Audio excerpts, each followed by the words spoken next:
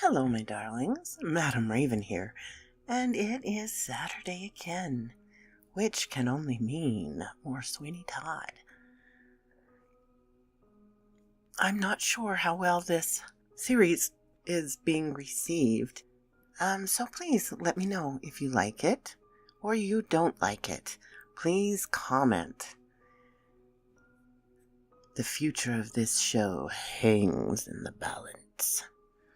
And now I bring you Chapter 7 of String of Pearls, The Barber and the Lapidary. It is night, and a man of one of the most celebrated lapidaries in London, but yet a man frugal withal, although rich, is putting up the shutters of his shop. This lapidary is an old man. His scanty white hair and his hands shake as he secures the fastenings, and then, over and over again, feels and shakes each shutter, to be assured that his shop is well secured. This shop of his is in Moorfields, then a place very much frequented by dealers in bullion and precious stones. He was about entering his door, and just having cast a satisfied look upon the fastenings of his shop, when a tall, ungainly man stepped up to him. This man had a three-cornered hat, much too small for him, perched upon the top of his great, hideous-looking head, while the coat he wore had ample skirts enough to have made another of ordinary dimensions. Our readers will have no difficulty in recognizing Sweeney Todd, and well might have little old lapidary start at such a very unprepossessing-looking personage address him. "You deal," he said, "in precious stones?"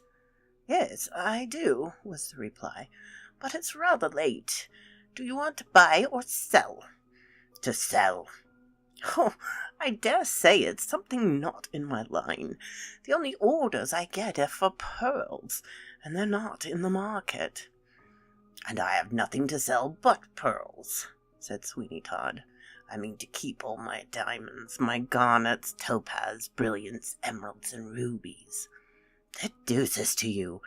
Why don't you mean to say you have any of them? Be off with you.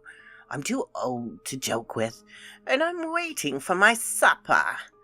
Will you look at the pearls I have? Little seed pearls, I suppose. They are no value, and I don't want them. We have plenty of those. It's real, genuine, large pearls we want. Pearls worth thousands. Will you look at mine? No. Good night. Very good. Then I'll take 'em up to Mr. Coventry up the street. He will perhaps deal with me for them if you cannot." The lapidary hesitated. "Stop," he said. "What's the use of going to Mr. Coventry? He has not the means of purchasing what I can present cash for. Come in." "I will. In all events, look at what you have for sale." Thus encouraged, Sweeney Todd entered the little, low, dusky shop, and the lapidary, having procured a light, and taken care to keep his customer outside the counter, put on his spectacles and said, "Now, sir, where are your pearls?" "There," said Sweeney Todd, as he laid a string of 24 pearls before the lapidary. The old man's eyes opened to an enormous width. He pushed his spectacles right up upon his forehead, as he glared in the face of Sweeney Todd with undisguised astonishment. Then down he pulled his spectacles again, and taking up the strings of pearls, he rapidly examined every one of them, after which he exclaimed, "Really, by heavens, all real!" Then he pushed his spectacles up again to the top of his head, and took another long stare at Sweeney Todd. "I know they're real," said the latter. "Will you deal with me or will you not?" "I deal with you, yes.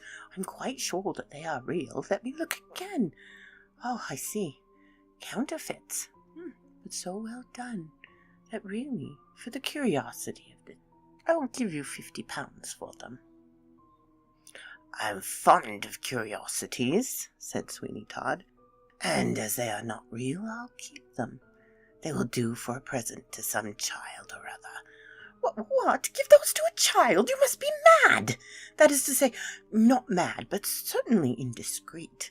Come now, at a word, I'll give you £100 for them. Harkee, said Sweeney Todd, it neither suits my inclination nor my time to stand here chaffing with you. I know the value of the pearls, and as a matter of ordinary and everyday business, I will sell them to you so that you may get a handsome profit. What do you call a handsome profit, The pearls are worth £12,000, and I will let you have them for 10. What do you think of that for an offer? What odd noise was that? Oh, it was only I who laughed. Come, what do you say? At once, are we to do business, or are we not? Harkee, friend, since you do know the value of your pearls, and this is to be a downright business transaction, I think I can find a customer who will give 11,000 for them, and if so, I have no objection to giving you £8,000. Give me £8,000, said Sweeney Todd, and let me go. I hate bargaining. Stop a bit. There's something rather important to consider. You might know, my friend, that a string of pearls of this value are not to be bought for a few ounces of old silver of anybody who might come with it. Such a string of pearls as these are like a house or an estate, and when they change hands, the vendors of them must give satisfaction as to how they came by them, and prove how he can give to the purchaser a good right and title to them. Psh, said Sweeney Todd. I will question you, who are well known to be in this trade and to be continually dealing in such things. That's all fine, but I don't see why I should give you the full value of an article without evidence as how you came by them. In other words, you mean you don't care how I came by them, provided I sell them to you at a thief's price. But if I want their value, you mean to be particular. My good sir, you may conclude what you like. Show me you have a right to dispose of these pearls, and you need not go further than my shop for a customer. I am not disposed to take that trouble, so I shall bid you good night. And when you want any pearls again, I would certainly advise you not to be so wonderfully particular where you get them. Sweeney Todd strode toward the door, but the lapidary was not going to part with him so easily, for springing over his counter with an agility one would not have expected from so old a man, he was at the door in a moment, and shouted at the top of his lungs, "Stop! Thief! Stop him! There he goes! The big fellow with the three-cornered hat! Stop! Thief! Stop!" These cries, uttered with great vehemence as they were, could not be totally ineffective, but they roused the whole neighborhood, and before Sweeney Todd had proceeded many yards, a man made attempt to collar him, but was repulsed by such a terrific blow in his face that another person who had run halfway across the road with similar object turned and went back again, thinking it scarcely prudent to risk his own safety in apprehending a criminal for the good of the public. Having thus gotten rid of one of his foes, Sweeney Todd, with an inward determination to come back some day and be the death of the old lapidary, looked anxiously about for some court down which he could plunge, and so get out of sight of many pursuers who were sure to attack him in public streets. His ignorance of the locality, however, was a great bar to such proceedings, for the great dread he had was that he might get down some blind alley, and so be completely caged, and at the mercy of those who followed him.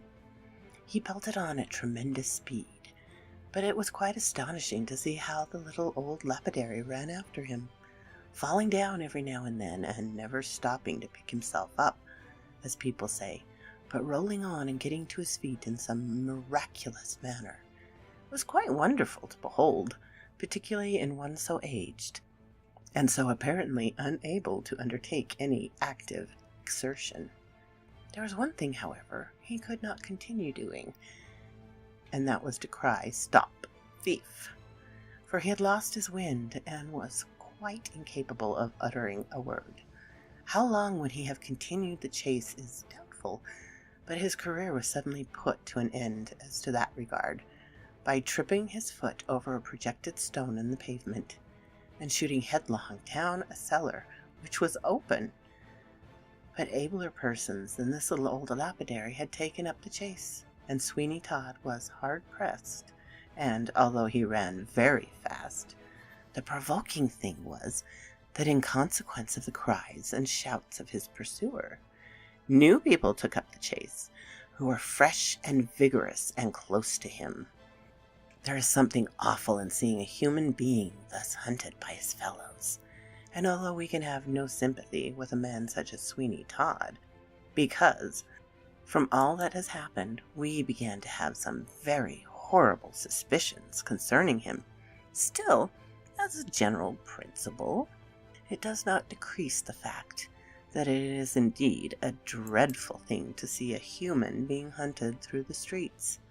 Oh, he flew at top of his speed, striking down whoever opposed him, until at last many who could have outrun him gave up the chase, not liking the encounter, the knockdown blow which such a hand as his seemed capable of inflicting.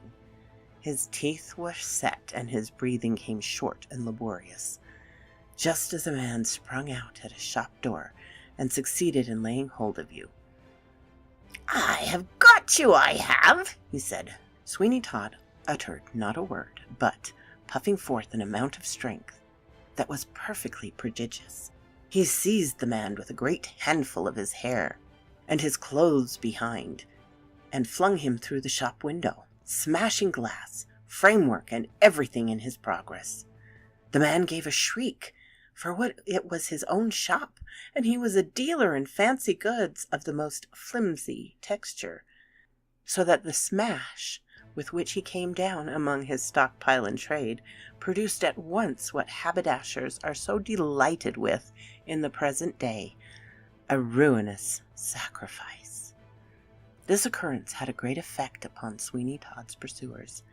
It taught them the practical wisdom of not interfering with a man possessed evidently of such tremendous powers of mischief, and consequently, as just about this period the defeat of the little lapidary took place, he got considerably the start of his pursuers.